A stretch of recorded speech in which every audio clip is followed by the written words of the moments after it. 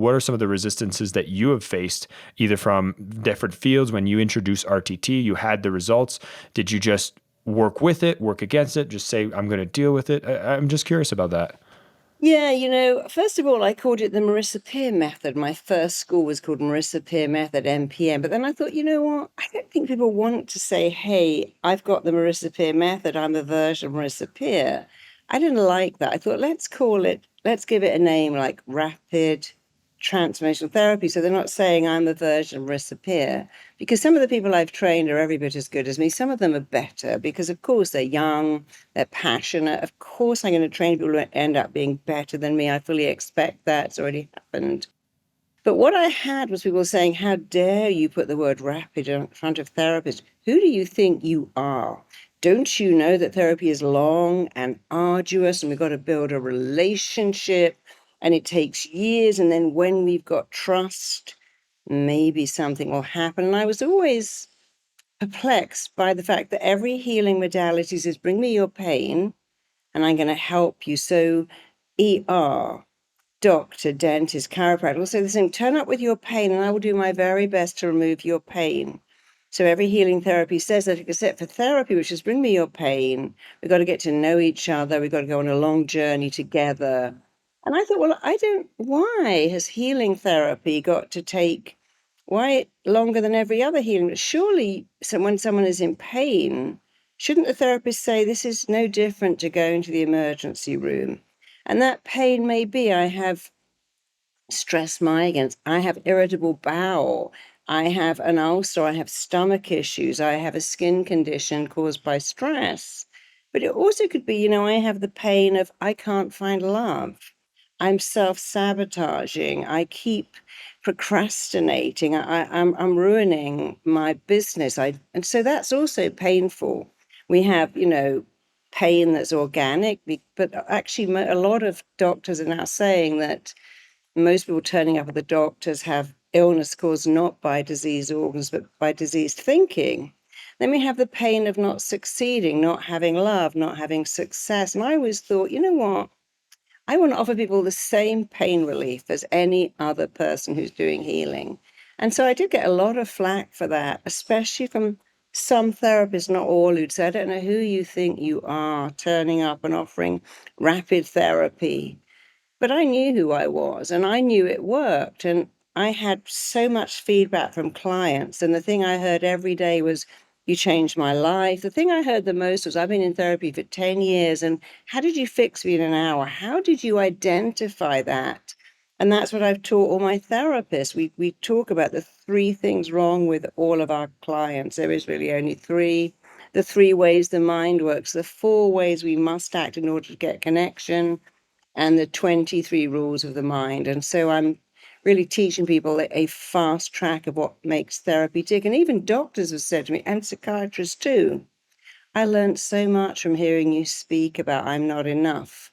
So I had to go out on a limb. And yes, I did get some flack. I got some rude comments, some people saying, oh, this is all woo-woo. In fact, I read something once and it said that Marisa Peer, I thought it said was a grafter, and it actually said she's a grifter, but I read grafter, which is a hard worker. But first they hate you, then they understand you, then they join you. The guy who found out what septicemia was all about was actually ridiculed by the medical profession.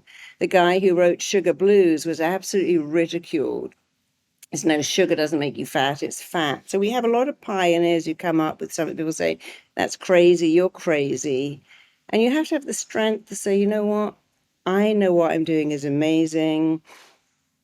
I get so much feedback from clients. And when somebody wrote to me once and said, I don't know what carnage you think you're creating doing rapid therapy, it's disgusting. Don't you know therapy is a world of pain that you try to crawl out every day with I've been a therapist for 30 years, I'm still in pain. So I wrote back a very nice letter saying, well, I'm sorry you think I create carnage, but this morning I got this letter from someone saying, I've been fantasizing about killing myself, but I was just scared that I'd jump out of my window and I would survive, and I didn't want to survive. And then I heard you talk about I'm enough, and I don't know what you did, but within 4 days, that's all gone away. And I'm actually feeling happy, which is something I don't. So I sent it to him and he went, so what? As one person, I'm like, oh, how many do you need? If one person doesn't kill themselves because of a skill you have in your whole career, I would have thought that was enough. As it happens, I've got a lot of those letters. I get letters from kids of 17 saying, you changed my life, or women who said, I left an abusive marriage because I listened to your message. But I thought that was so interesting that when I sent him this one, I said, that just came in today. He was so annoyed and went, that's just one. I'm like, well, you're a therapist. Surely you know that one is enough. But then, of course, you have to learn. You can't convince someone. It's not your job to make other people like you. It's your job to make me like me.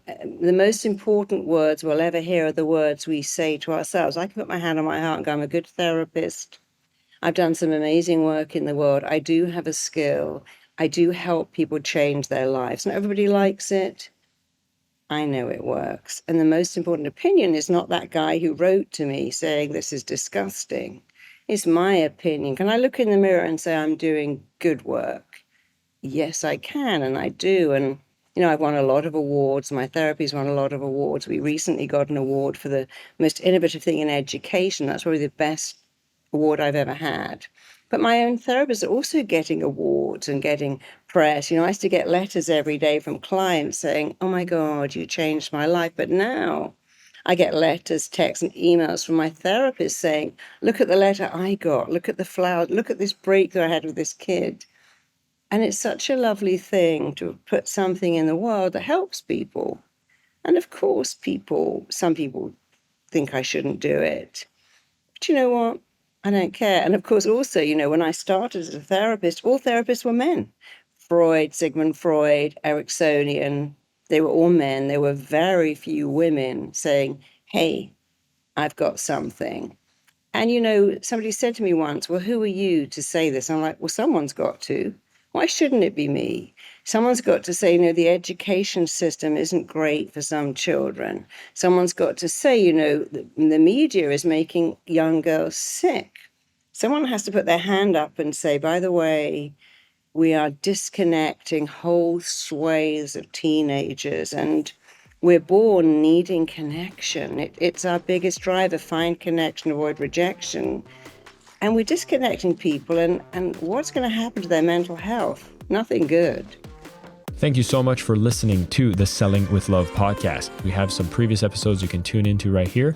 And if you prefer the short form content where you get to the point in under 10 minutes, we do have a ton of clips from our best episodes that are being shared on this channel as well. So pick which one supports you the most. And of course, thank you for liking, subscribing, and of course, selling with love.